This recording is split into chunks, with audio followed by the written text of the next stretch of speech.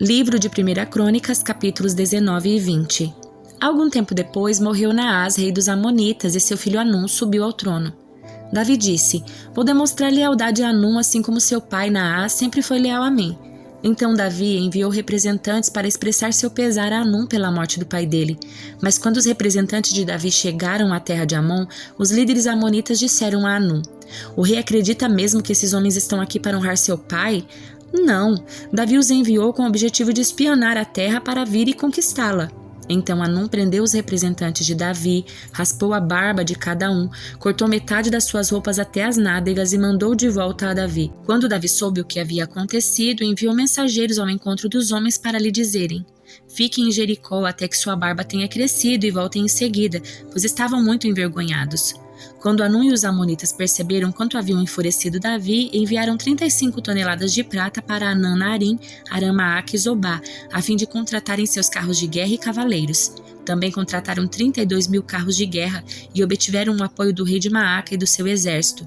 Esses soldados acamparam em Medeba, onde se juntaram a eles tropas de amonitas que Hanum havia recrutado em suas próprias cidades.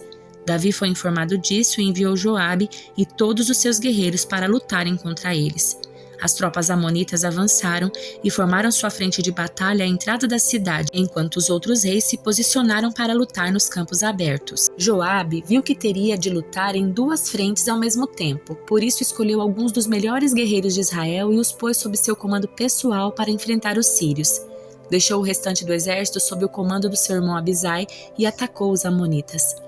Joabe disse a seu irmão: Se os sírios forem fortes demais para mim, venha me ajudar.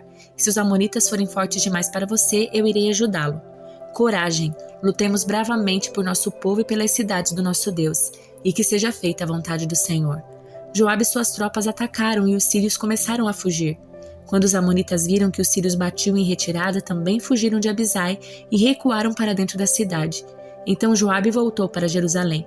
Os sírios viram que não tinham como enfrentar Israel, assim enviaram mensageiros para convocar mais soldados do outro lado do rio Eufrates.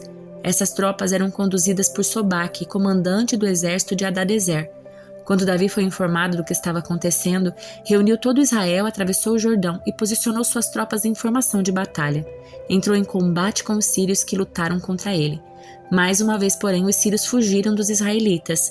O exército de Davi matou 7.000 homens em carros de guerra e 40.000 soldados de infantaria, incluindo Sobaque, comandante do seu exército. Quando os aliados de Hadadezer viram que ele havia sido derrotado por Israel, renderam-se a Davi e se tornaram seus súditos. Depois disso, os sírios não quiseram mais ajudar os amonitas. No começo do ano, época em que os reis costumavam ir à guerra, Joabe conduziu o exército israelita em ataques bem-sucedidos contra a terra dos amonitas. Durante essas operações, cercou a cidade de Rabá e atacou e a destruiu. Mas Davi ficou em Jerusalém. Joabe conquistou Rabá e a destruiu. Então Davi chegou a Rabá, removeu a coroa da cabeça do rei e ela foi colocada sobre sua cabeça. A coroa era feita de ouro, enfeitada com pedras preciosas e pesava cerca de 35 quilos. Davi tomou grande quantidade de despojos da cidade. Também tornou os habitantes de Rabá seus escravos e os obrigou a trabalhar com serras, picaretas e machados de ferro. Foi assim que Davi tratou o povo de todas as cidades amonitas. Então ele e todo o exército voltaram para Jerusalém. Depois disso, houve guerra contra os filisteus em Gézer. Enquanto lutavam, Sibecai de Uzate matou Saf, um descendente de gigantes, e desse modo os filisteus foram subjugados. Durante outra batalha contra os filisteus, Elanã, filho de Jair, matou Lame, irmão de Golias de Gate. O cabo da lança de Lame era da grossura de um eixo de tecelão. Em outra batalha, com os filisteus em Gate, havia um homem de grande estatura, com 6 dedos em cada mão e 6 dedos em cada pé, 24 dedos ao todo, que também era descendente de gigantes. Mas quando ele desafiou os israelitas e zombou deles, foi morto por Jonatas, filho de Simeia, irmão de Davi. Esses filisteus eram descendentes dos gigantes de Gate, mas Davi e seus guerreiros os mataram. Salmo de número 91. Aquele que habita no abrigo do Altíssimo encontrará descanso à sombra do Todo-Poderoso. Isto eu declaro a respeito do Senhor. Ele é meu refúgio, meu lugar seguro. Ele é meu Deus e nele confio. Pois ele o livrará das armadilhas da vida e o protegerá de doenças mortais. Ele o cobrirá com suas penas e o abrigará sob suas asas. A sua fidelidade é armadura e proteção. Não tenha medo dos terrores da noite, nem da flecha que voa durante o dia. Não tema a praga que se aproxima na escuridão, nem a calamidade que devasta ao meio-dia. Ainda que 1.000 caiam ao seu lado e 10.000 morram ao seu redor, você não será atingido. Basta abrir os olhos e verá como são castigados os perversos. Se você se refugiar no Senhor e fizer do Altíssimo seu abrigo, nenhum mal o atingirá, nenhuma praga se aproximará da sua casa, pois ele ordenará aos seus anjos que o protejam aonde quer que você vá. Eles o sustentarão com as mãos para que não machuque o pé em alguma pedra. Você pisará leões e cobras, esmagará leões ferozes e serpentes debaixo dos pés. O Senhor diz: livrarei aquele que me ama, protegerei o que confia em meu nome. Quando clamar por mim, eu responderei e estarei com ele em meio às dificuldades. Eu o resgatarei e lhe darei honra. Com vida longa o recompensarei e lhe darei minha salvação. Carta aos Colossenses, capítulo 3. Uma vez que vocês ressuscitaram para uma nova vida com Cristo, mantenham os olhos fixos nas realidades do alto, onde Cristo está sentado no lugar de honra à direita de Deus. Pensem nas coisas do alto e não nas coisas da terra, pois vocês morreram para esta vida, e agora sua verdadeira vida está escondida com Cristo em Deus. E quando Cristo, que é sua vida, for revelado ao mundo inteiro, vocês participarão de sua glória. Portanto, façam morrer as coisas pecaminosas e terrenas que estão dentro de vocês. Fiquem longe da imoralidade sexual, da impureza, da paixão sensual, dos desejos maus e da ganância, que é a idolatria. É por causa desses pecados que vem a ira de Deus. Vocês costumavam praticá-los quando sua vida ainda fazia parte deste mundo, mas agora é o momento de se livrarem da ira, da raiva, da maldade, da maledicência e da linguagem obscena. Não mintam uns aos outros, pois vocês se despiram da sua antiga natureza e de todas as suas práticas perversas.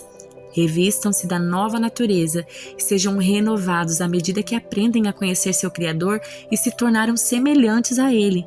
Nessa nova vida, não importa se você é judeu ou gentil, se é circuncidado ou incircuncidado, se é inculto ou incivilizado, se é escravo ou livre. Cristo é tudo o que importa e Ele vive em todos. Visto que Deus os escolheu para ser seu povo santo e amado, revistam-se de compaixão, bondade, humildade, mansidão e paciência. Sejam compreensivos uns com os outros e perdoe quem os ofender. Lembre-se de que o Senhor os perdoou de modo que vocês também devem perdoar. Acima de tudo, revistam-se do amor que une todos nós em perfeita harmonia. Permitam que a paz de Cristo governe o seu coração, pois como membros do mesmo corpo, vocês são chamados a viver em paz. E sejam sempre agradecidos. Que a mensagem a respeito de Cristo em toda a sua riqueza preencha a vida de vocês. Ensinem e aconselhem uns aos outros com toda a sabedoria. Cantem a Deus salmos, hinos e cânticos espirituais com o coração agradecido. Tudo o que fizerem ou disserem, façam em nome do Senhor Jesus, dando graças a Deus, o Pai, por meio dele. Esposas, sujeitem-se cada um a seu marido como é próprio a quem está no Senhor. Maridos, amem cada um a sua esposa e nunca trate com aspereza.